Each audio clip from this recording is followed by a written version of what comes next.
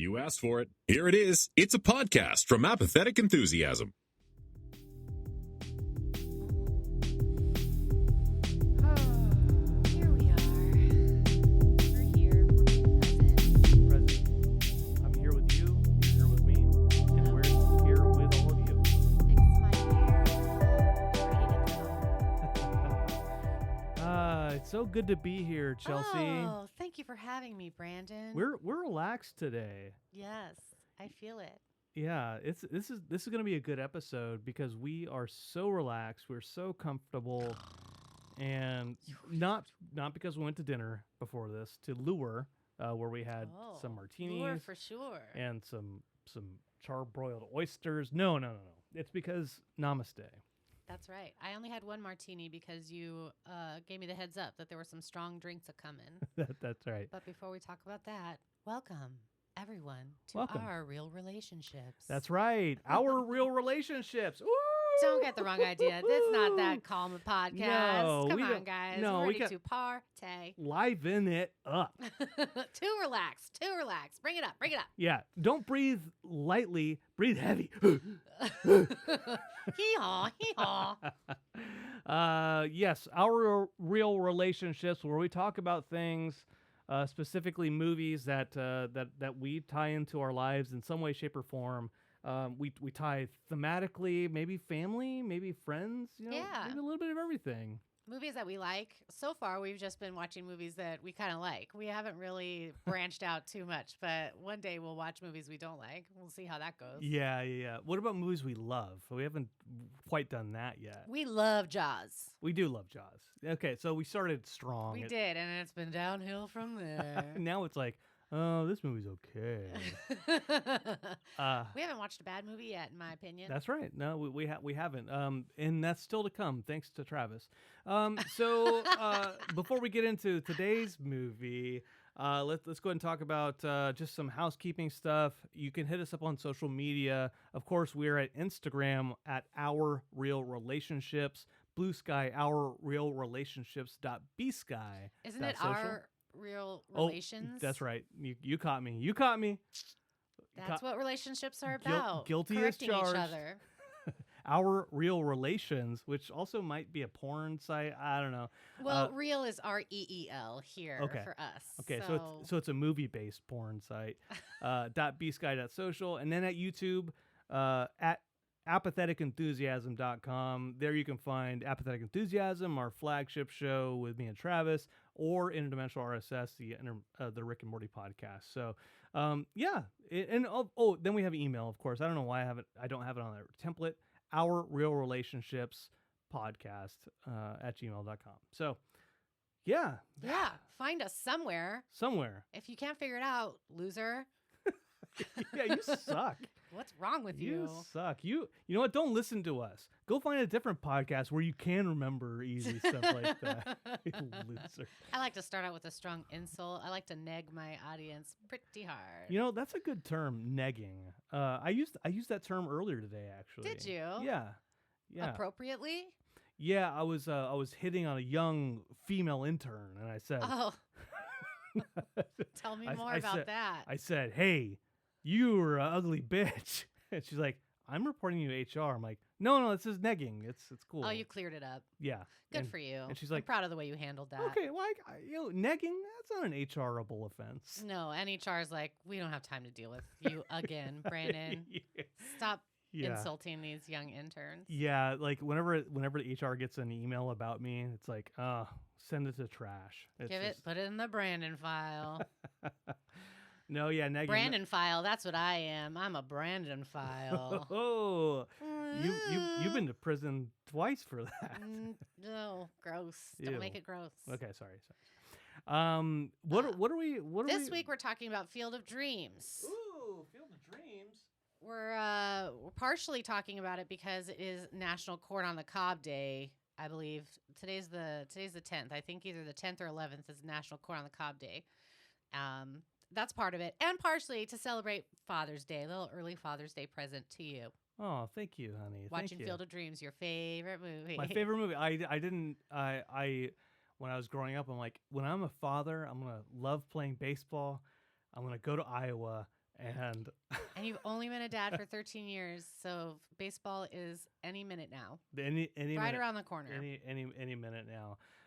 Before we get started, as always, we have a charity of the week. So, in honor of Father's Day, we are going with the National Fatherhood Initiative. You can go follow them at fatherhood.org. The catchphrase there is that dads play a vital role in children's lives, yet have been overlooked. They say millions of families rely on human service organizations that traditionally focus on mothers, often overlooking the vital role fathers play. Indeed. With 1 of 4 children growing up without a biological step or adoptive father, too many children are missing out on the benefits of an involved father. So the mission that they have there is to get fathers out there. Doesn't matter if they're biological, adoptive, or step, like to bolster their role in children's A male lives. role model. Yeah. And so donate so that Brandon will spend some time with his son. Yeah, please do. Please donate so I can buy the DLC for Elden Ring Night Rain when it comes That's out. not. I don't think that's what that's for. So this week's charity, National Fatherhood Initiative, we are going to use the statistic from Showless. Oh my gosh. Shoeless Joe Jackson, or Showless. What a flub. Uh, Shoeless Joe Jackson in the movie Field of Dreams bats a .375. That's right. So we will be donating $37.50 to fatherhood.org, That's the National Fatherhood Initiative. Yes, thank you, Chelsea. And you know what? What would a good father be without a wonderfully strong woman behind him to correct him at every turn? That's so incorrect. I just corrected your correction. Damn it, woman. No, but yeah. So National. Sorry, Fatherhood I need to wake up a little bit. I think I need one of these sip of these drinkaroos. I'm feeling a little rough and tumble because I was at my parents'. I was with my father today, helping him sort through his ridiculously large comic book collection, and so we were. It was a time. It was a time that was. I love doing it, but there's just so much to go through. Yeah. I talked to my dad today too. There's a car show on Saturday he wants to take our Corvette to, and I said you can't go without me unless you sign a waiver. So he hasn't. Yeah, because that's your inheritance. Yeah, I put. I.e., I'm gonna get it in the divorce. I went halvesies, so that mother trucker better give me at least like the half that's not totaled. You get the license plates. They say cruise on them. Of course they do. They do. Okay, so as far as drinks go, this is a Father's Day episode. Field of Dreams. I didn't remember. I hadn't seen it in a long time. Same. And I knew it had like something to do with fathers, right? Mostly baseball. And they're all about spirits of the people that have passed, and our ability to say hello to them, goodbye to them, spend a little bit of time with them. So our drinks are inspired from Field of Dreams, Corn, and I'm so nervous. Yeah. Based on this intro. Yep. All I know is that when I sit in this chair, I get so thirsty all of a sudden. So here you go, honey. Okay. So this first drink is in honor of Henry Cruz, my grandfather, who he used to make this like wine from the bathtub. in the bathtub. Bathtub wine, like he was in prison. He used to use like the canned concentrated grape, frozen grape juice to make wine. He got that government grape juice. And it was so sweet, and my dad was like, I will never drink it again because it gets you so jacked up. So good. So this isn't that. This is just an honor of him. Phew. This is some Manischewitz with a little bit of champagne, which is grapes interesting. in it. Did you try it already? Nope. Okay. But cheers. Honor of Clunk. Henry Cruz, my grandfather, Enrique. So fathers to grandfathers. Mm-hmm. And then are there always going to be 2 drinks here? Because, oh boy, you Yes. chugged that. Yeah, I know. I chugged this. You don't have to chug it. Ooh, it's sweet. It is. Just like my grandfather's bathtub wine. And just like your grandfather. R.I.P. Yeah, miss him. Enrique. Enrique, love you, man. That is so sweet. It tastes like a grape had sex with sugar and made a baby, It's so. and then that baby is in my mouth. To be clear, Manischewitz is from elderberry, not grape, but the champagne is from the grape. So, the second drink is in honor of your grandfather, Max Shower. I stopped by the liquor store and I got some bourbon, some Jim Beam. Jim Beam was his guy. Added some Coke to it. Bourbon is made 51% of corn, so it kind of perfect. it we ties could have into given it. 51 doll hairs, but we didn't. So in honor Cheers of to my grandpa. Max Shower, a great dude, appreciate him. He drank his straight. We added Coke to ours because because we're we're wussies. Oh yeah, that tastes like my grandpa used to smell. That's for sure. Yeah, all we need is like a piece of glass covered in tobacco residue. He had a little smoke room and it has sliding glass door in there, and he smoked in there so often that every once in a while you'd have to wipe down that glass window. It would be brown with tar and nicotine, tobacco. Yeah, he's great. You know, as far as baseball goes, I'm still not a huge baseball fan, but one thing I did enjoy was just sitting with him, having some bourbon and a Coke. Because I'm a wussy, and sitting with him watching baseball games. So it was He was always a man good of memory. few words. That's right. You talk about Herman the Spider. He's great. Okay. Yeah, the great guy. All right, to our grandpas. That's wonderful. Good choices. Yeah. So now let's get into this week's movie, Chelsea. Okay. Let's talk about A 1989 movie, Field of Dreams, directed by Phil Alden Robinson, based on a novel called Shoeless Joe by W.P. Kinsella. The main character of the movie, played by Kevin Costner's last name is Kinsella, Ray Kinsella, not W.P. Yeah, So I have a feeling, I don't know how semi-autobiographical it is or if it is not, but that part is true. Kinsella. Phil Alden Robinson was the director and the writer of this movie. Yeah, he wrote the screenplay, right? He did. I don't know if anybody know him from maybe he won an Emmy for Band of Brothers episode that he wrote. He won the Blue Ribbon Award for Best Foreign Language Film for Field of Dreams in another country. So they won the Best Foreign Language Film for Field of Dreams in another country. If I knew any other language, I would make a joke. And then I was about like, that. oh yeah, I guess we are a foreign language to other people. I guess. Oh yeah, no, that's true. He also wrote and directed Sneakers and Some of All Fears, and of course he wrote Ghost Dad. So, you know. There went in so many different directions there in my head because Sneakers. I'm like, oh yeah, Robert Redford. Like Yes. that's a great movie. I haven't seen it, but I always feel like I love that movie, even though I haven't seen it. It's such a good movie. And then Some of All Fears, which like episode 2 of Rick and Morty season 8 is Summer of All Fears. Oh, that's no, right. no, the premiere is Summer of All Fears. So like I'm thinking of that, Tom Clancy novel, and then you throw that all away with Ghost Dad. I mean, he's a versatile guy. I was at Goodwill the other day and I saw a Bill Cosby record for sale, and I was like, nope. Yeah. They should just be giving those away at this point. They should. In drinks. It's free if you drink this in front of me. Weirdo. Jeez. But if you don't know the plot of Field of Dreams, it's about an Iowa farmer, and he hears this mysterious voice that prompts him to build a baseball field in his cornfield. He plows underneath some of his corn, which everyone thinks is cuckoo bananas, to build this baseball field. And then he goes on a little journey, picks up a reclusive writer along the way. They go to some baseball games. It's a lot of baseball. It's baseball heavy and father heavy. Yeah, baseball heavy and father. Let's start with the baseball heavy. How much of a fan of baseball are you?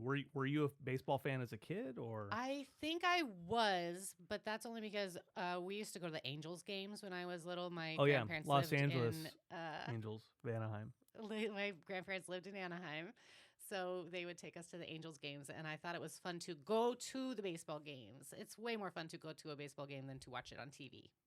Yeah. And then they spoiled me, so they let me eat and drink whatever I wanted until I literally threw up at the baseball game because too many snacks. And that was the last time you ever wanted to go to a baseball game. No, I would go again. Really? A night game. It's too hot to go out into the daytime. Yeah. All right. Well, you heard it here first, everybody. Chelsea wants to go to a Dodgers game with me. I'll do this it. season. I'll do it, and I'll even keep stats. What? Like a little book? Yep. Little book. In the movie, when Kevin Costner is with James Earl Jones and he's got the little stat book, is that a thing people still do? I don't know if they still do it. It has been a long time. And I was probably also at a baseball game in 1989 when this movie was with my stat book. There's probably an app. I don't know. That's stat app. crazy. I didn't like the horse races like at Santa Anita, those types of things. Like I know people like do that when they're like, oh. See, and I know nothing about that. But how were you raised? Good grief. I went with Furman to the.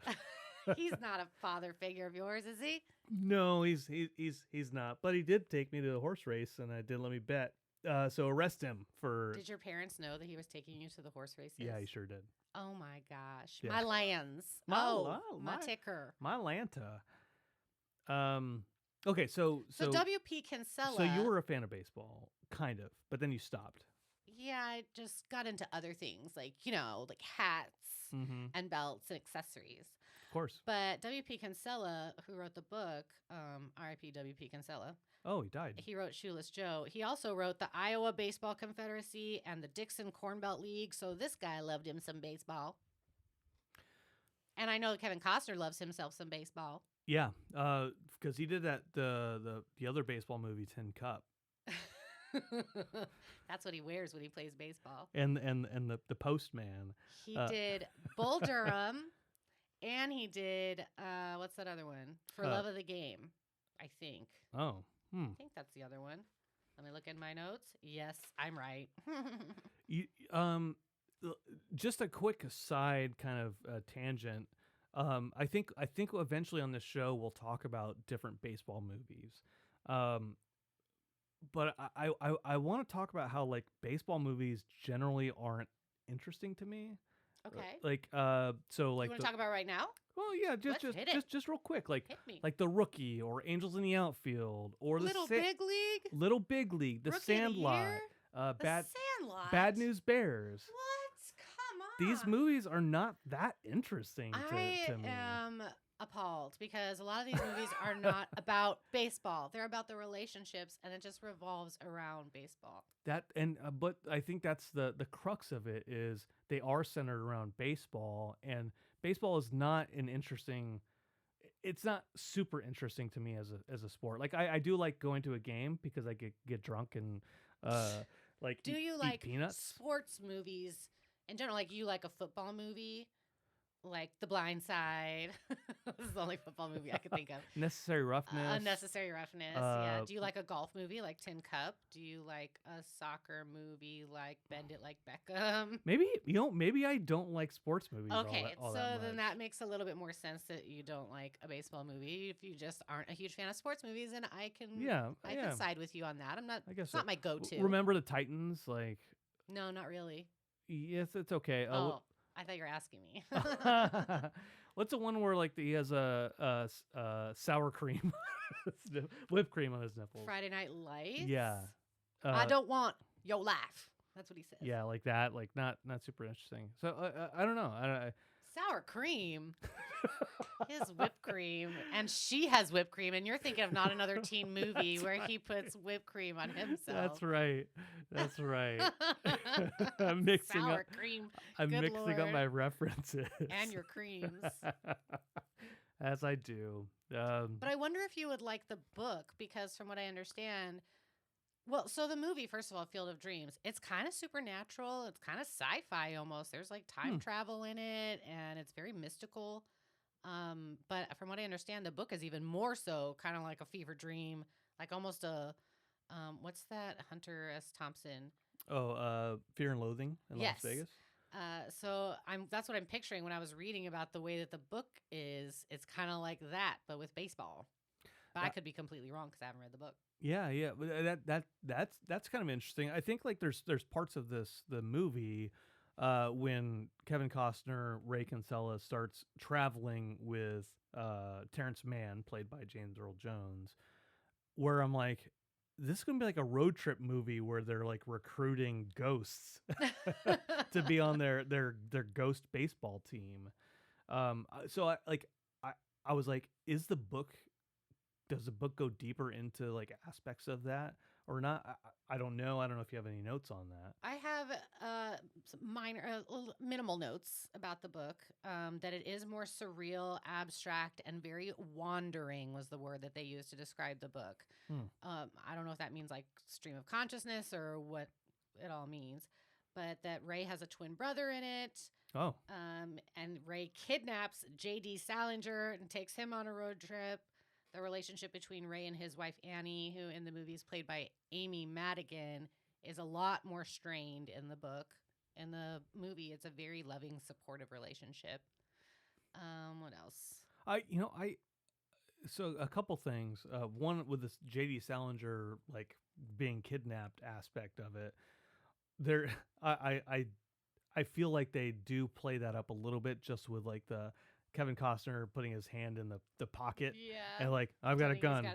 Come with me. Like, that's a finger in your pocket. It's like, no, it's not. And then he picks up the crowbar. He's like, I'm gonna beat you till you leave this place. James Earl Jones is great in it. I love that little bit of it. So I think that is kind of a callback to kidnapping J.D. Salinger. Yes. But then his wife. What I first of all, I want to say to the people listening, Chelsea is so supportive of everything that I do and everything that I do. She like if I want to do something, even if it's like to her detriment, she'll be like, yeah, let do it. And she'll support me on it. Well, let's not be careful. She'll be mad at me, but she'll still support me. What do you mean to my detriment? Am I going to die in this scenario? Chelsea, she has 20 seconds to live because we watch Mission Impossible, and that's how these things work. Yes, I am very supportive. Continue. Yeah, she's super supportive, and I appreciate her. What I loved about this movie was Annie, right? That's the name of the wife in the movie. Like when he's hearing the voice, right, and he's like, I should build this, right? The little conversation. She's like, okay, if you want to, if that's what you feel you need to do, go ahead and do it. And throughout the entire movie, she's just so supportive of him. And honestly, I could picture myself saying the same thing to you. Do it to it. To your detriment. Yep. We're about to go broke, but it's going to be your fault, not mine. We won't have a house or anything to give our kid, but do it to it. Mm-hmm. And I on even some of that stuff, like I just love that relationship that they have. It does. Other than him being a dick to her and just being like, yeah, okay, but I figured out what. Oh yeah, when she's trying to have her one big moment in the movie, and he kind of steals it away from her. Steals it away from her. Yeah, that's the only time that it's not like us. Yes. Because we're definitely supportive, but like I feel very strongly about that because it is a good relationship. They joke a lot, and even though there's like they have stresses. They do it together. They seem like friends. Yeah. And I do love that. And I had actually forgotten how funny this movie was. There are a lot of funny parts in this movie, but I also didn't remember it making me want to cry so bad. And I think that comes with age. I watched it a lot when I was younger, and now that I'm middle-aged, it hits hard. It hits a lot harder. What is it about now that you watch it? Because this is probably the first time you've seen it in what, 10, 15, 20 years? Probably at least 10 or so years at least. Mm-hmm.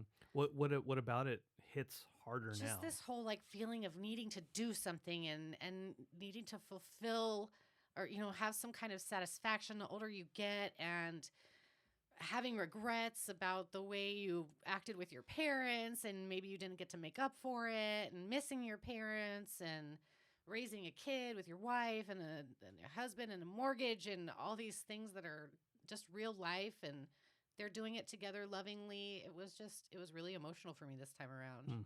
Mm. Yeah, I can. When like early on in the movie where Ray is talking to us about like what he did in life, and it was like, oh, my dad was all about baseball, and here's what my dad was about, and And that turned him off to baseball. he was in the minors, and then he was a dock worker or whatever, and then he just then I moved on, and I went to Berkeley, and I became a hippie, and I met Annie, and then we got married, and then my father died a little bit later on that year. And it's like such in passing at the start of the movie, just in the narrative. Yeah, and where the he's like, voiceover. I'm 36 years old and I'm about to become a farmer or Yeah. something like that. And then, it's like he's talking about his dad early on, but then he's like he just like glosses over that, kind of brushes past it in like the intro, where it's like it's affecting him. You could tell it's affecting him because he talks about it, but then he's like, now I'm moving on. I'm with my wife, I'm with my kid Karen, and I've got a farm, and we're doing stuff. And it starts right away with if you build it, he will come. Mm-hmm. And so yeah, like I don't know where you were going with all that, but I was deep into listening. I was ready to listen to you just continue telling me all about the movie. It's partially a misdirect, right? And the more you watch it, I think Dexter picked up on this maybe like halfway, 3/4 of the movie. It's like, if you build it, he will come. Mm-hmm. Right after he talks about it, his father, but he's also talking about Shoeless Joe Jackson, Mm-hmm. and that's the first character that you see, played by Ray Liotta. So you're like, Liotta. well, yeah, of course, if you And build his it. beautiful eyes. Do he you have will come. eyeliner on, Ray Liotta? R.I.P. Oh my gosh, yeah. I can't even with his beautiful What's eyelashes. Ray Liotta's best movie, Chelsea? Cocaine Bear. Operation Too Dumbo quick. Drop. Neither of those movies are his best movies. He never won a Razzie, and even though he was in Operation Dumbo Drop. Goodfellas. Muppets from Space. Oh, he's in Muppets in Space. He's in Identity. He's really good in Identity. He is, yeah. Goodfellas and Goodfellas is obviously Copland. an amazing movie. He's really good in Copland as well. I need to rewatch Copland. I think I've seen it a few times, and I just always forget. As soon as I watch it, I forget all about it. Yeah, that's an annual rewatch for me, Copland. Oh, let's do it after this. Okay. But poor Ray Liotta, he's not with us anymore. But he's so good in this movie. And did you know that he never blinks in this movie? And that was like a conscious decision, I think. And maybe even the director told him not to blink to make him seem more ghost-like. Oh, shoot. Yeah, Spoilers, he's a ghost. Spoilers, he's a ghost. Ghost. Also, Jake Gyllenhaal in Donnie Darko is also not a ghost. Well, he's not a ghost, but he's not a ghost in that. But he also doesn't blink at all. No, that's in in that movie. Nightcrawler. He doesn't blink. Well, that too. But in Donnie, oh my gosh, does he take a bunch of roles where he doesn't blink? That's I think interesting. so. Jeez, come on, Jake. It'd have to be the shortest takes for me if they were like, "Hey, don't blink during this take." I would have constantly. Maybe that's why Ray Liotta looks so crazy all the time. Chelsea, that take was 2 seconds.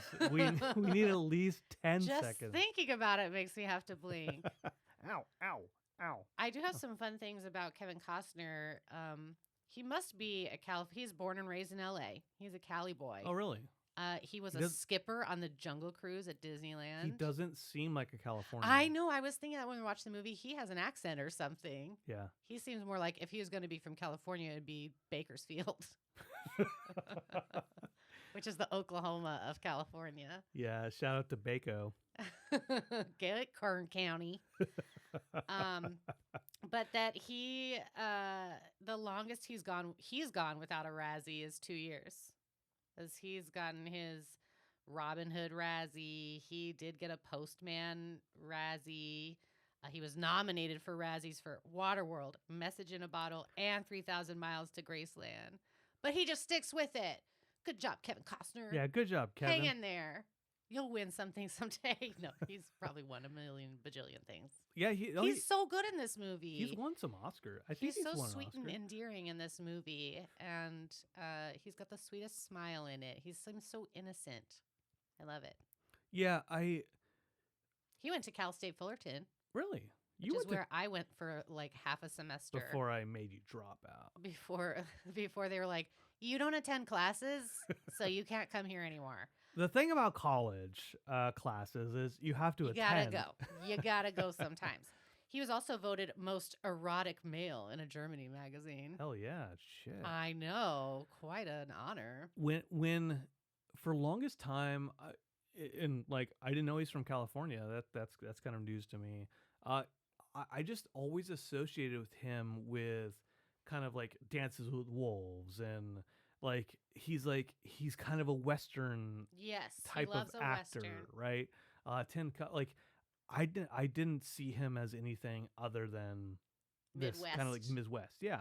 And so watching him last night when we watched this movie again, I was like, oh, he's kind of charming. He's He is charming and endearing, charming. and like, oh, I was if this is the thinking to only movie myself, is this my favorite Kevin Costner Yeah. role? Because he was very, very good in it. if this was the only Kevin Costner movie I'd ever seen, I'd be like, man, that guy's going places. I know. He's really good in it. Yeah. He's really, and there's a subtlety to all of it. You can tell he's feeling all these emotions Yeah. all the time.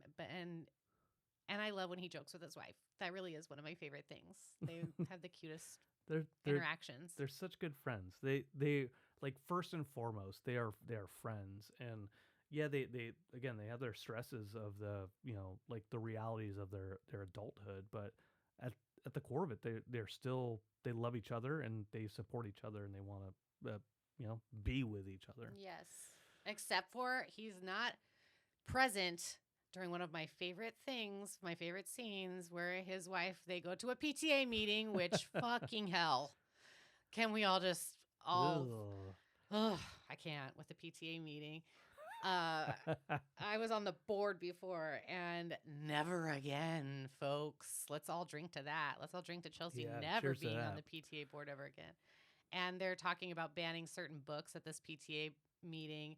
And his wife, Annie, gives such a beautiful speech about why they shouldn't be banning these books and why this particular author, Terrence Mann, speaks about love, not war. And he speaks for peace. And then she gets all worked up.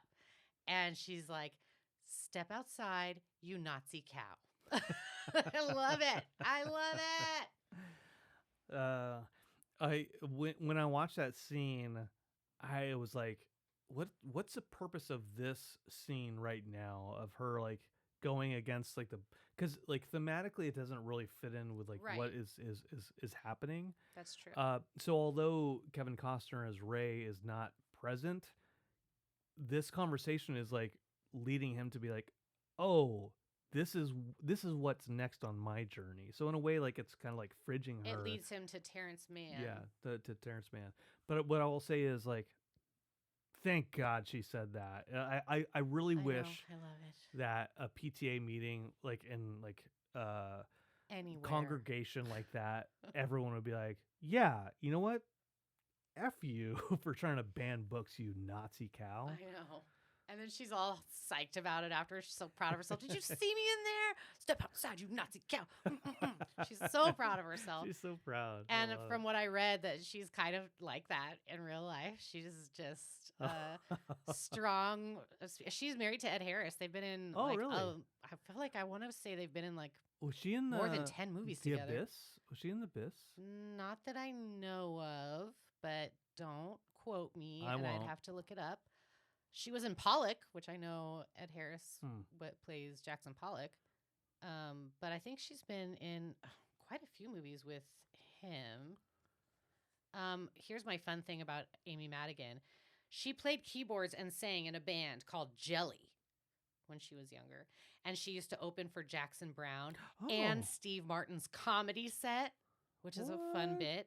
And she posed in Playboy covered in Jelly to promote her band. That's amazing. That is And if you notice, like, remember right away when they show one of the first times they show her, she's got a funky hat on. It's almost like a yarmulke. Yeah, what was that about? So I was looking into her different clothing in it because then also she's wearing a shirt that's got like a bull and a matador on it. And I'm like, what's going on with her clothing? Am I missing something? Is there symbolism here? But it's just supposed to show how she's just not a typical Midwest Iowan. Yes, housewife. Like she's eccentric and she's her own person and she's not afraid to sport it and show it. And go a different way from Yeah, everyone else. that makes sense. And like in like the early narrative when Ray is talking about meeting her at Berkeley, and then she's like, yeah, they want to go back to Iowa to do farm stuff, and then they meet her parents and they lived with them for like a minute. Which names someone who's been to Berkeley, who's gone to Berkeley, and then doesn't want to raise chickens for some reason afterwards. That's the way it goes. And yeah, right. And like she goes to Berkeley. The fact that she wants to go to Berkeley in the first place says a lot about the character, right? Like she's like, you know what? I don't want to go to Iowa City College. I want to go to Berkeley, where she wants to go be a part of it. Yeah. Part of the action. So that's great, and that we keep talking about it, but that her and Ray have such a bond about it. They do. So, let's see. In this movie, if you're not tracking, spoiler alert, Ray builds a baseball stadium in his cornfield, which brings the ghost of Ray Liotta. Showless Joe. Showless Joe. Where he has one show on each vote. And then eventually bringing all the other baseball players in from the White Sox. The White Sox team that was accused of throwing the 1929 World Series. I want to say it was 1921. I want to say 1919 or 1921. I can't remember which year, but that was a real thing that happened. Yeah. That apparently the owner was not paying them very much money. So then maybe, I don't know what the big money guy was that offered them a bunch of money to throw games. J.G. Wentworth. 877 cash now. Yeah. The suit guy. He went back in time. You said it was a sci-fi movie. It was. So. And J.G. Wentworth was there. 866 1919 cash now. Empire. Stupid. So they took the money. Some people took the money. And then those people, some of the people did take the money. Some people did not take the money. I think there's some discrepancy there about who did and who didn't. Anyway, these 8 specific people were banned from baseball after that, after they were indicted. Shoeless Joe was one of them, but some people say that maybe he couldn't read very well. Maybe he didn't know what he was signing, because the proof they have of that is that he still batted a .375. Like, he didn't throw the games. Yeah. He took his money, but then he still played the game the way he would have played it anyway. Yeah. So I don't know. Maybe he just screwed everybody. I don't know, but it was like $5,000. You're supposed to throw that game, you idiot. I mean, you did lose, but you weren't supposed to do that well. I there's a weird kind of mishmash of actual history and what isn't history. That messes with my mind. Yeah, so like the White Sox, that whole thing happened. Shoeless Joe is a real person. But then we talk about Terrence Mann, played by James Earl Jones, who is not a real person. He's not, but they in the book it's J.D. Salinger, but he was not. He was all pissy about letting them use his likeness. But I asked ChatGPT about what was real and what wasn't in this movie, and so it was telling me about the White Sox scandal stuff. Yeah, and this part is true, and this part is true. And the parts that aren't true is that there are no ghosts that live in the cornfield. Just to clarify for dumb me. Oh my God! I was like, oh, thank you for telling me. There's no ghosts in the cornfield. That threw me off because I was on the edge of my seat. I was about to take us to Iowa to find a baseball field. But ChatGPT. I do love that combined history, fiction and nonfiction aspect of it. But as far as the baseball goes, like I love that at the start it's Ray Liotta, then the team comes out to practice and they're like, you know what, we're tired of practicing by ourselves, so we got some other guys to come out and play with us. And that's after Ray went out and did his thing with Terrence. I even though I'm like not a fan of baseball, like I'm not like, I wouldn't sit on the bleacher and watch them practice. I'd be like, Okay. Well, They're still practicing. what's is the Twilight But then Zone they on get right now? tired of practicing, and so they just bring in like a whole other team. Yeah. Decides they want to come into. You know what? It just occurred to me. So much happens in this movie. Yeah. It's really hard to condense it down into like this just this happens because a million things happen in this movie. Yeah. Did you remember that the Ray Liotta Shoeless Joe coming out of the field happened so early in the movie? I didn't remember that I happened thought- so early, or that the voice happened so early. I thought, well, yeah, the voice is like it happens within Instantly. 5 minutes of the movie. Like Which who voiced the voice? the voice. It is in the credits the voice as himself, but it's actually the director Phil Alden Robinson. But I thought it would have been a nice thing if it were Ray Liotta doing the voice and he's helping him find his father, because at the end he's the one that says it wasn't for me, it was for you.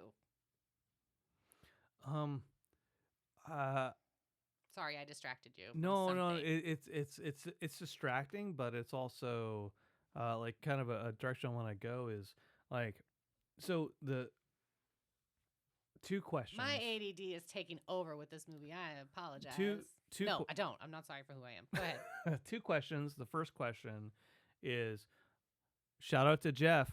This is your first Jeff call out in like a couple of weeks, I think. No, you have not skipped a week. Go ahead. I always skip a week with Jeff. But I'm with him on this when the director says, if you build it, he will come. I, for years, thought it was, if you build it, they will come. Yeah, that is a common, like one of those Luke, I am your father is not the correct, it's a misquoted line. Yes. Yeah. So the first question I have is, were you like that in, like, were you kind of surprised that it said, if you build it, I he kept will come? waiting for the time, like, oh, they didn't say it this time. And then I kept waiting for the time that they were going to say, if you build it, they will come. But then it never came. And so then I was like, I never say it in this movie. Yeah.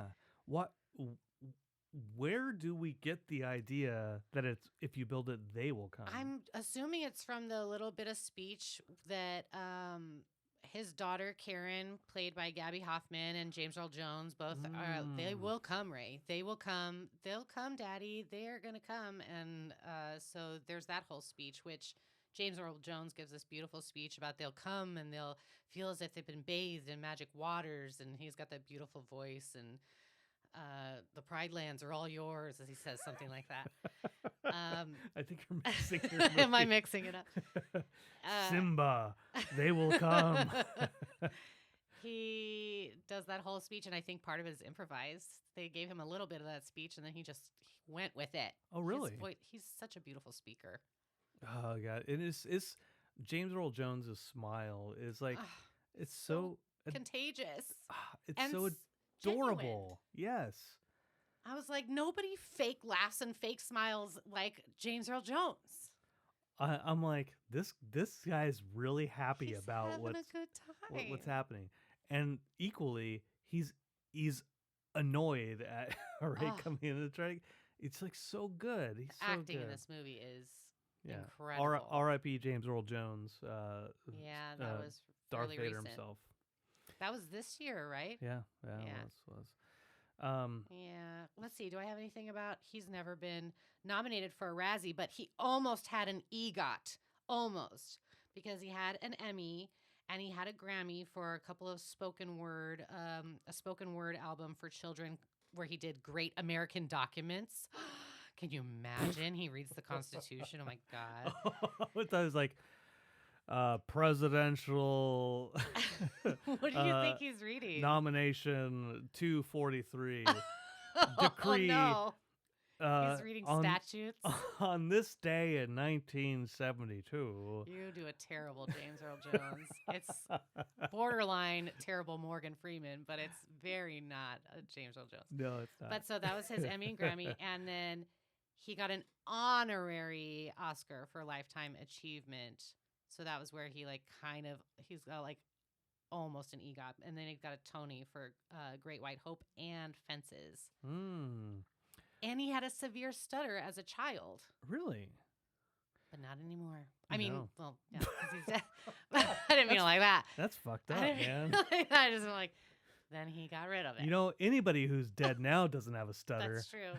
And that means they were winning. They beat it. You beat that stutter. Good job for you. Good for you. You're beating adversity. He was also, not too many people know this, but if you go watch Dr. Strangelove, Stanley Kubrick, he is on the bomber.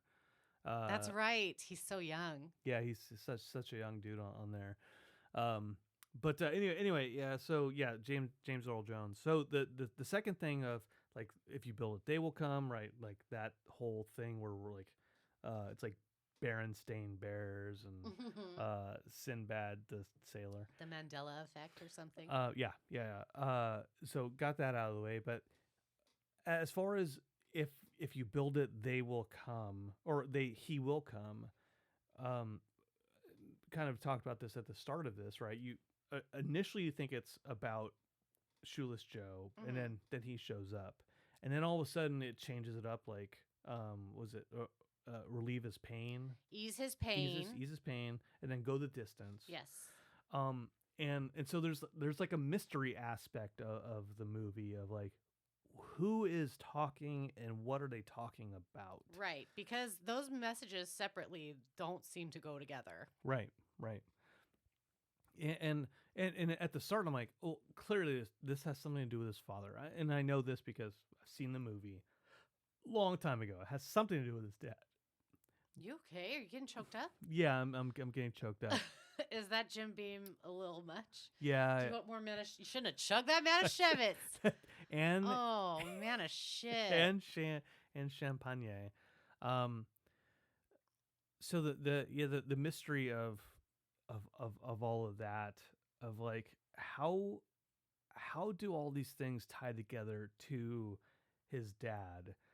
I didn't remember how that connective tissue led us to the finale of the movie, where he actually sees his dad as a ghost, as a catcher, right? I thought that was an interesting kind of like a way to frame the movie and make it to be like, what, like even Dexter was like, it's about his dad. I mean, if you build it, his dad is going to come back. I get it. But how does it happen? Speaking of Dexter, do you want to put in a little clip from our interview with Dexter where we talked to him about Field of Dreams? Well, I do, but we're at 50 minutes already. Like, all right, we're skipping it. We're gonna skip it. Screw you, kid. Just listen to it. We are gonna do our interview with Dexter, and we'll talk to him about Field of Dreams. But you'll have to listen to that separately. You don't get a teaser this time. Yeah.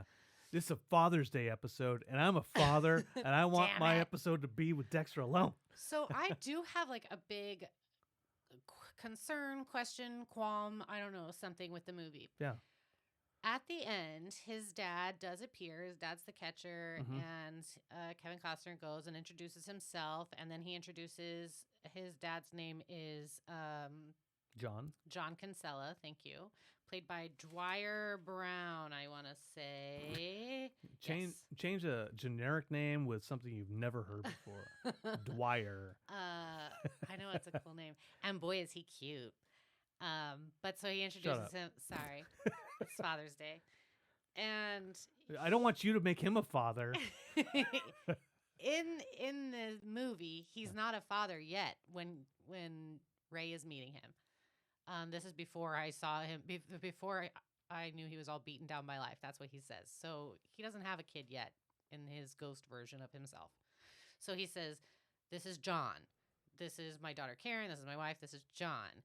And then he says hi to them and whatever. And then like a few minutes later, he says, hey, Dad, you want to have a catch?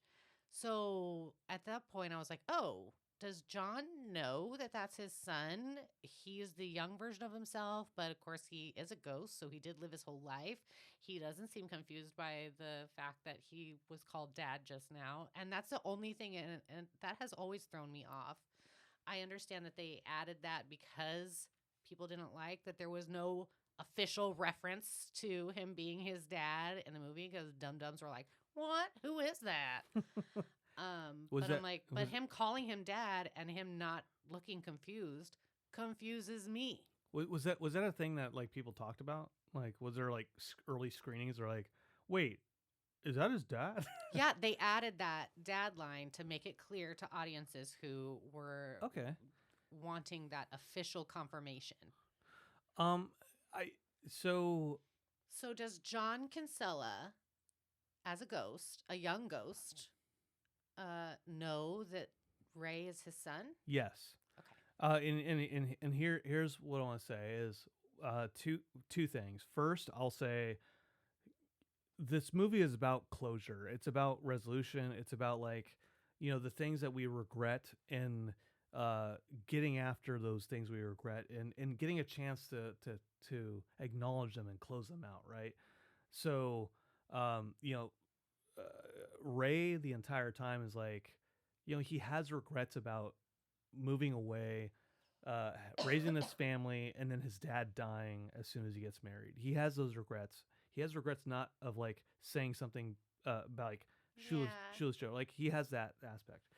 The other thing is, early on we talk about Terrence Mann is like, he wanted to cover baseball. It's like, oh, ease his pain. So like, get him to a baseball game. Then we talk about the next character that he meets, like the guy who played one inning of one game And had no at bats. and no at bats, Archie. And so then Ray finds the ghost of Archie, who they find out through research that Archie, after this one inning, decided to quit. He became a doctor and he saved so many lives. He was he was such a good person Yes. to, Oh. to his wife, to the community, and he had passed away in like 1972. But Ray sees the ghost and he talks to the ghost, and played by Burt Lancaster, as Burt. when he's the old man doctor, he's Burt Lancaster. But when he's young man, he is what's that guy's name? Frank Whaley. Yeah. So now talking to Burt Lancaster, and is like, what's your dream? Like, what is a dream that you have? And Burt Lancaster as Archie is saying, my dream was, like to get an at bat and wink at the pitcher and then hit it and then like dive face first into third base with the dirt in my mouth, and just a chance to do that. Yeah. Ray asks him like, hey, I can make your dream come true if you come back with me and Terrence. He said, no, like I've got to get back to my wife, Kristen. Alicia. Alicia Will think I've got a girlfriend, but I get back home. Alicia will think I got a girlfriend. And so Dexter said, why is he talking so fast? That's how Burt Lancaster acts. And so Burt Lancaster is like, so he's like, I gotta get home. Happy. I gotta get home. He said, if I hadn't become a doctor, that would have been the tragedy. Not that he missed out on baseball. Yeah, Oh. just the one moment. He's like, you know what? That moment, I would have loved that moment, but my entire life was saving lives and being positive. That's a tragedy if that didn't happen. Yeah. So then, as Ray and Terrence are driving back, they find a hitchhiker who turns out to be a young Archie, who then is like, they grab him, they take him to the field. He's like playing baseball, and He's remarkably shorter than old Archie. I don't know. He is. He's But a very, anyway. very, very, very Yes, short. he looks like a baby. Annie's brother almost kills their daughter. Yeah. And then so young Archie sees this happening, and he's like having fun playing baseball, and he recognizes he's the same person. Like spiritually, he's the same person. He realizes, yeah, I got to play baseball. This is great, but you know what? I know who I am, and I know where I need to be, and I need to be able to save this little girl's life. Oh, I got chills. Right? That's what happens in that moment. So now I reflect on Ray's dad, John. Like he's young. He doesn't even, like, before life beats him up. When Ray says, "Hey, Dad, you want to play catch?" There is an acknowledgement in young John's eyes that I am your dad. Like, this is what I want to do. I wanted to play baseball. I love baseball. I love you and I want to play catch with you. And that's how it ends. So yes, he does recognize that. It is that closure. But it's not until that moment, until he hears the dad, because young Archie doesn't think of himself as a doctor or anything until he sees that the little girl is hurt. He recognizes that. He realizes that this is who I am, and this is who I was meant to be. Yeah. I was meant to be a doctor. I was meant to be a father to this young man. Another big tearjerker moment when young Archie crosses over that baseball field line and turns into Doc Graham, and then realize that he can't go back, but he's totally happy and satisfied. Oh, it's so emotional. So good. It's so good. Like, should we go watch this movie again? It was so good. It was so much better than I remembered it being. Yeah. I had so much to say about him, that father and the ghost stuff. I didn't expect to have to say. So I wasn't expecting it. Wait, what? I didn't know I had so much to say about the corollary between Archie and John. Okay, Kinsella. good. I'm glad you were feeling it then. I know. I'm like, we already used up our hour, and we're like, oh shit, we haven't even talked about Burt Lancaster yet. Okay, so in this episode, Chelsea doesn't have anything she forgot about last episode, but we do have stuff she forgot in this episode. Yes, I'll just hit you with one thing, and that's that one of the guys that's the initial 8 team members of the White Sox. I think I don't know what his name is in the movie, but his actual name in real life is Art LaFleur. He's a character actor. He's great. And he plays, I was like, why does he look so familiar to me? He plays Babe Ruth in The Sandlot. So I was like, he's got baseball in his bones. Did you know that Christopher Lloyd is in this movie? No, he's not. You're right. But he's Matt an angel. Damon and Ben Affleck are. Blink and you'll miss it. They're at the Fenway Park scene somewhere in the crowd when Ray takes James Earl Jones. I'm mixing up now their actor and their character. They're eating a hot dog. They're somewhere in there by the green backboard. I don't know exactly where. I'd have to go back and look. They're in it. And Gabby Hoffman is this is her first movie, and she's the little daughter, 7-year-old Karen, she's so precious in it. They'll come, Daddy. Her first movie, and Burt Lancaster's last, incidentally. Really? Oh, yes.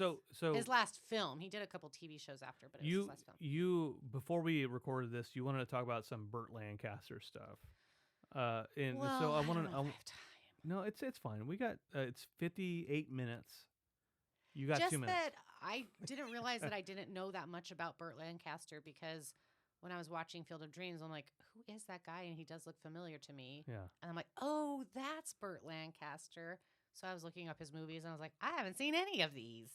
But I was reading about him and reading about some of these movies, and I was like, I need to go on a Burt Lancaster marathon because these movies sound amazing. He won an Oscar for Elmer Gentry, I want to say, and that movie sounds intriguing to me. That's the one where he hunts Bugs Bunny. Mm-hmm, yes. Elmer F. Gentry. Burt Lancaster is a name that I recognize. I've heard it for so long, but I don't recognize him. Ignore it because it sounds too much like Lancaster Palmdale, and I don't want to go there. I hate Palmdale. It's so dirty. Tim, don't move there. It's full of dust. Don't take Cammy there. It's awful. Sorry, Annie Lancaster. Burt Lancaster. Beautiful teeth. What a mustache. What an actor. Yeah. It made me want to watch a bunch of his other movies. And so it makes me so glad to be doing this with you because now it's inspiring me to watch more movies that I wouldn't have thought to watch before. Yeah. No, that's great. You know, one of the things, so everyone who's listening or watching this, one thing I really love about doing this show with Chelsea is, you know, like, and with Dexter to some extent too, is like, this is a chance for us to talk to each other about the movies that we're watching, get some opinions out there and get our thoughts.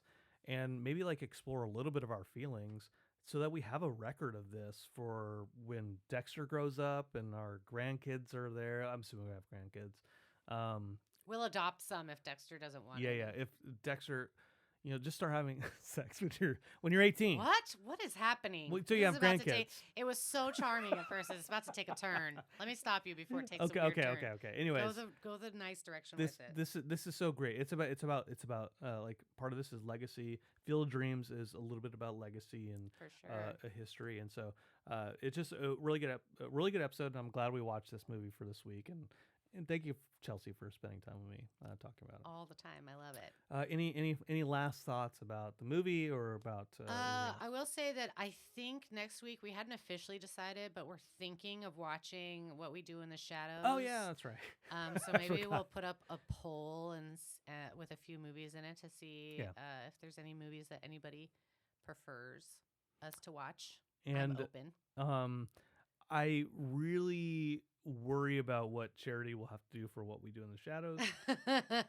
The blood bank. Oh, I'm not worried anymore. Duh.